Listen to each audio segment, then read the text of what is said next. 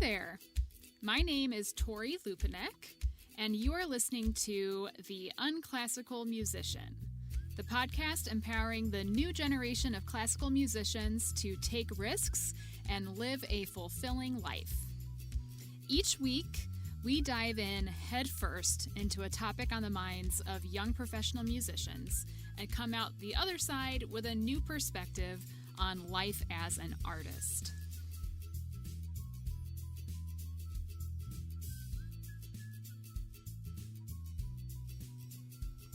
Hi there, it's me again. Did you miss me? I know it's been a week. I'm so thankful that you have chosen to spend less than 30 minutes of your very important and busy day with my voice in your ear. I know that you have many things that you could devote your attention to, and you decided to devote some of it to me today. Whether you are driving in your car, doing some chores around the house, or maybe just sitting on the couch multitasking and drinking some tea or some wine. I'm not judging you here. I would do it too. I really appreciate you spending time with me today.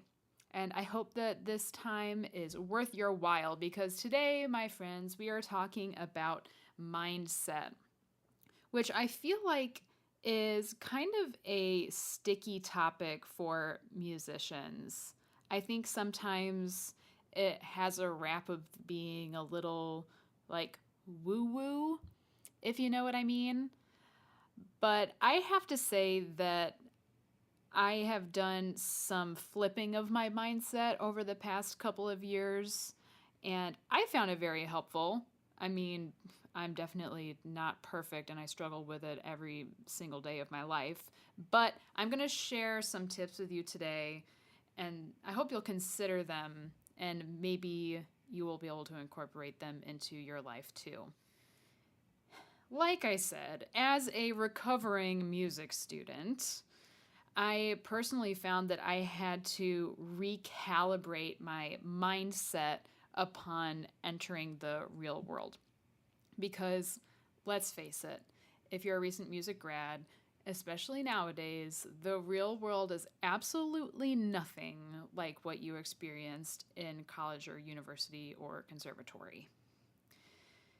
When we're in school, we are constantly bombarded with constructive criticism and always being told how we can be better, how we can do better, how we can sound better, how we can play more convincingly, how we can play more effortlessly.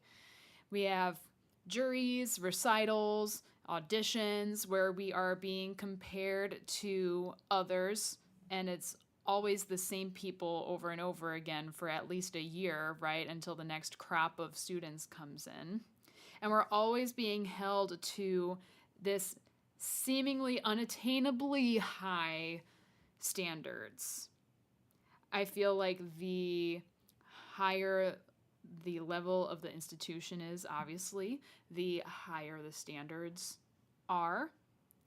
And as an 18-year-old, to be held to the same standards as a 27-year-old doing a performance certificate, I mean, that can be pretty discouraging, right? It can be difficult to maintain a positive outlook on the quality of your playing, and therefore on the quality of yourself as a person, because of that really deep link between our chosen career and ourselves as people, that artistry that lives deep down inside of us. Have you ever heard the quote that says, mindset is everything? Or have you seen the poster, one of those like feel-good posters? It says, mindset is everything, and then it's like a picture of a kitten, and then the shadow is a lion, or something like that. Is mindset really everything? I think it's very important, but it's definitely not everything. I don't really like the idea of false confidence that statement presents. Like, you can tell yourself all day that you are going to play the Mendelssohn Violin Concerto with the Berlin Philharmonic someday for every single day of your life. But if you never pick up a violin to actually practice, is it going to happen? I mean, that's an extreme example, but you get the idea. For me, I feel like we have to be realistic sometimes. I like to call myself a realist, but when the anxiety and the depression set in, I definitely become a pessimist, like, real quick. You might call the violin concerto example blind optimism. That almost sounds delusional to me, that example, right? Pretend you have a recital today and you feel a little underprepared. I mean, haven't we all? Your pessimistic brain might say something like, this performance isn't going to go well because I'm underprepared and no one will come because no one likes me. Yeah, that makes me sad, but I know that I have subconsciously put that thought into my own brain at some point or another, right? So that's pessimism. The realistic part of your brain might say, this performance is going to be what it's going to be. I'm underprepared, but I will do my best. The people who genuinely want to come and support me will be there. Okay, yeah. Pretty neutral. I feel like that's usually like my baseline level of self-talk is this realism right here. And then we have optimism. So the optimistic part of your brain might say, this performance is going to be great. I might be a little underprepared, but there's a chance it'll go exactly as I visualized it going. I really enjoy playing this music, and I want my audience to enjoy listening to me share it with them. Many people have told me they will come hear me play, and I look forward to seeing them in the audience. Wow, isn't that so nice? Doesn't that sound nice? Wouldn't you love to be able to talk to yourself like that? Man, that does not come easily to me. I have never been the kind of person to speak that optimistically to myself in the day leading up to a performance. Like, I really don't think that any of those words ever popped into my brain in that order. And as I was writing out my outline for this episode today, I really had to think about what I was going to put for that optimistic example. Like, I had to think about it. Raise your hand if you would have had a hard time with that too. And it's okay. It's okay that maybe you are not a natural optimist. That's fine. Like I said, I think that maybe music school to a certain extent kind of beats that out of us. And we are very content with just being realistic. It's pretty depressing to actually speak those words out loud. But I have a really good feeling that I'm not alone. Anyways, so back to self-talk here for a moment. So we've got pessimism, realism, and optimism. If you tell yourself that you suck at your instrument and you don't deserve to be a musician, yikes. You tell yourself that. That is super mean. If you tell yourself you suck enough times, eventually you are going to start believing yourself and you're actually going to start sucking. Believe it or not, you do have control over your thoughts and how you talk to yourself. It might be difficult to get to the point where you trust yourself enough to change that inner dialogue, but I promise you, it is possible. If you haven't read Jen Sincero's book, You Are a Badass yet, it's that one that has a bright yellow cover and it's pretty sunshiny and happy. And it has a foul language word on the cover of it, New York Times bestseller. If you haven't read it yet, I recommend getting yourself a copy. It is a self-help book. A lot of people shy away from the self-help book section because it's like woo-woo, as they say, you know.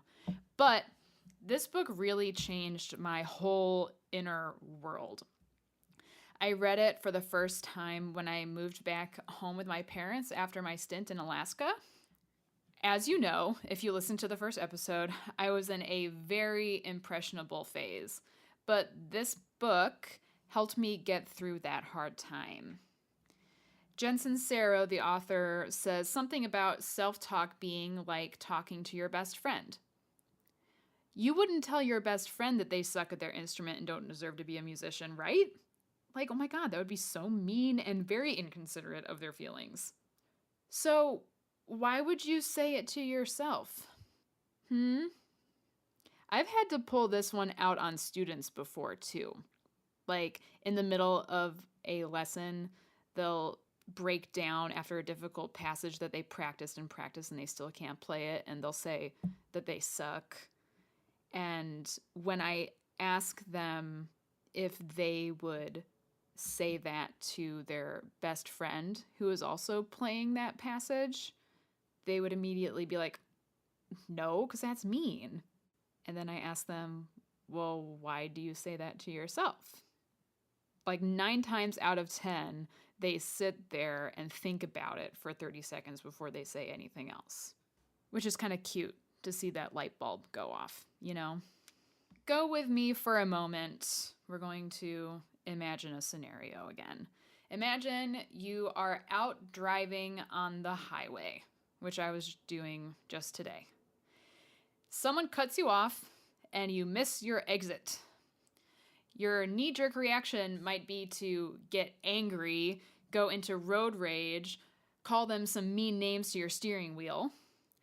And then in your distraction of being upset about this person cutting you off, you missed the next exit where you could have turned around. Sound familiar? That almost happened to me today, actually. But, I mean, I'm sure you've accidentally cut someone off before, right? And yeah, it was an accident. You didn't do it intentionally. Maybe you were having a hard day and were driving distracted, and you felt bad after you realized what you did. That sounds familiar too, right? Wouldn't you be more compassionate towards the guy that cut you off if you could empathize with him for a moment? I don't know why he's a guy. Maybe I only ever get cut off by men. Except for today. Today, it was a woman.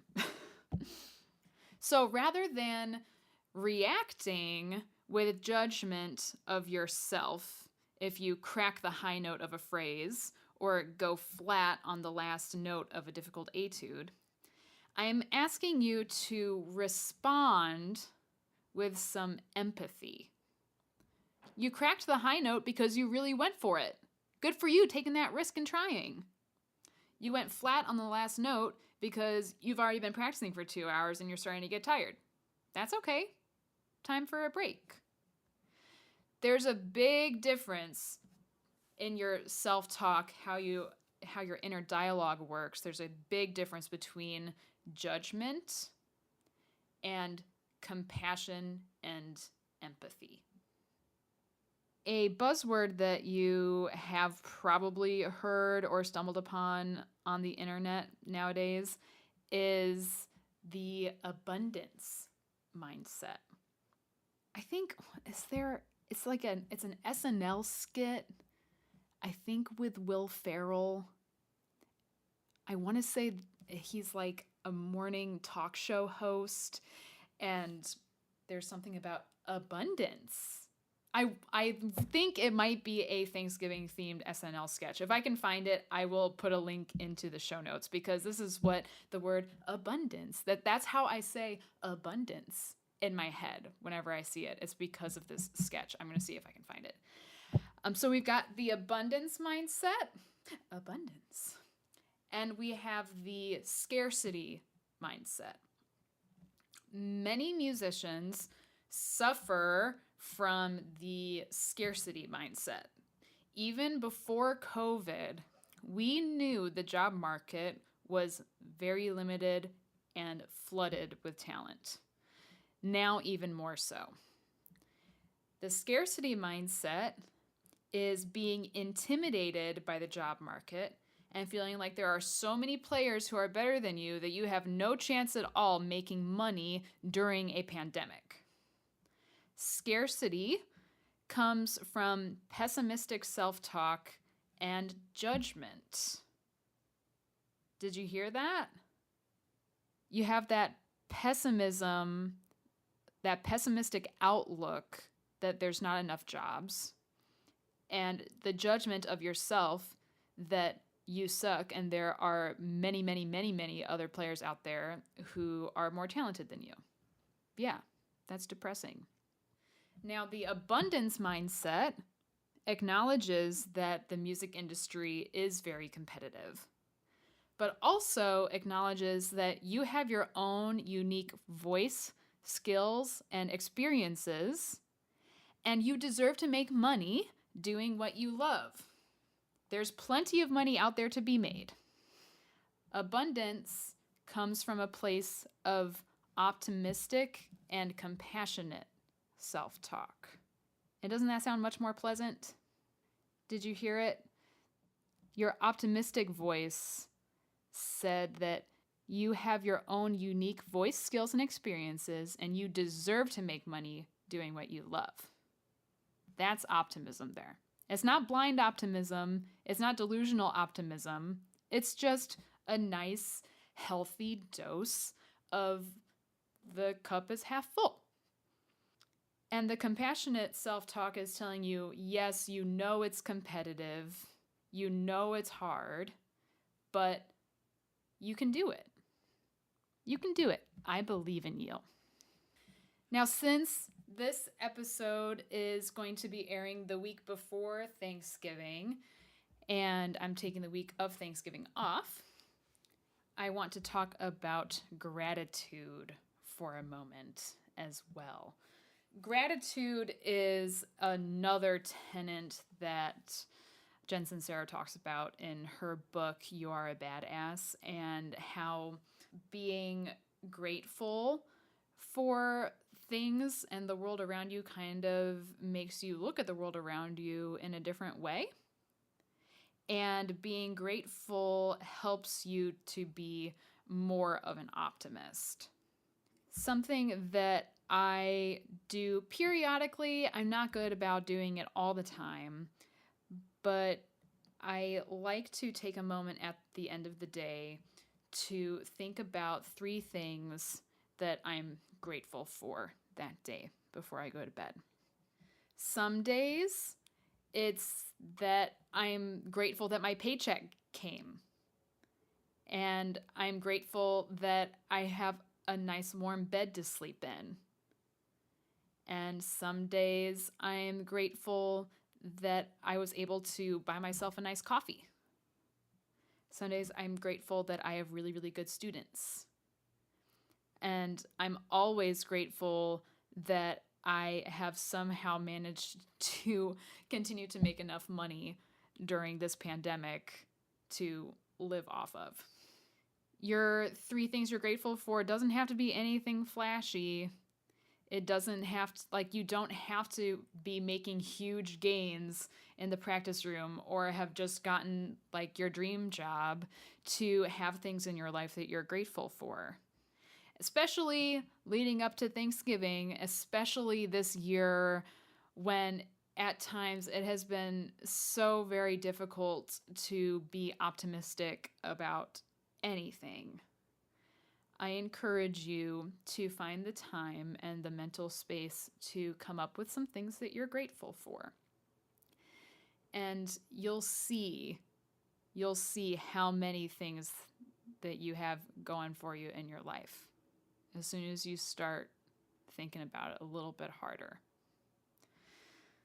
So if you'd like an accountability buddy in this week leading up to Thanksgiving here in America, feel free to post 3 things that you're grateful for on the Unclassical Musicians Facebook group this week. I'll be posting my 3 things leading up to Thanksgiving too. So like I said, next week I'm going to be taking the week off of podcasting for the holiday, but we'll be back on December 1st with an episode working through the ethics of music during the pandemic. That has been an often requested topic so far.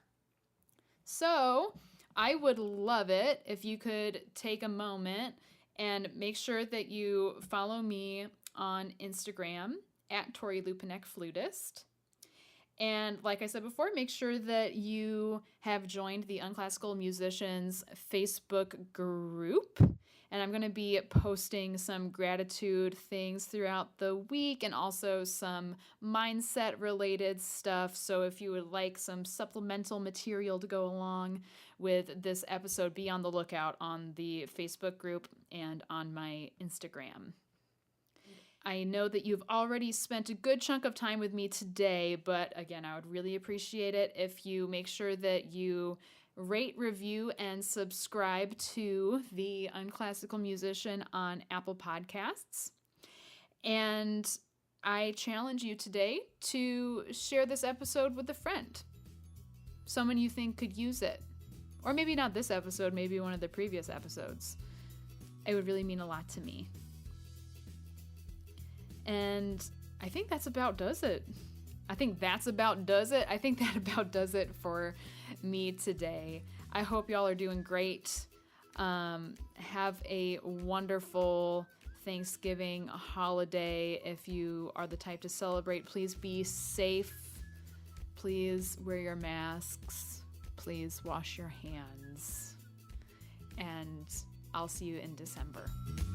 Bye.